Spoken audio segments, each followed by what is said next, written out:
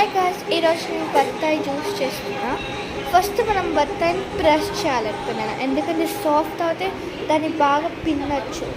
అందుకని ఇప్పుడు మా నాన్నకి చెప్తా ప్రెస్ చేయాలి బత్తాయి. నేను కొంచెం ఫ్రెష్ బత్తాయిలు తీసుకుంటాను, కొంచెం టేస్ట్ ఉంటారని. నేనైతే 4 బత్తాయిస్తో చేస్తున్నాను, ఎందుకంటే కొంచెం ఎక్కువ ఉంటుంది. ఇప్పుడు స్టార్ట్ చేద్దాం. ఇప్పుడేమో నేను బత్తాయిలు కోస్తున్నా, కొద్దాం.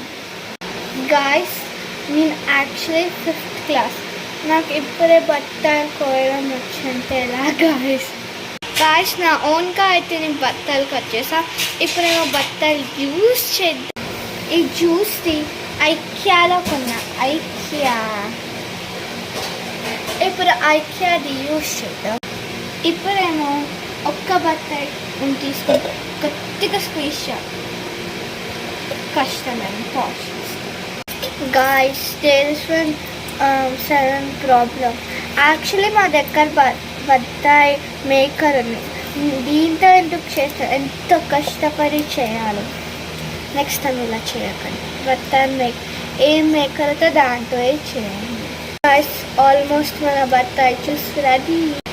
చూడండి గాయస్, ఎంత కష్టం అవుతుందో నాకు, చాలా చాలా కష్టం.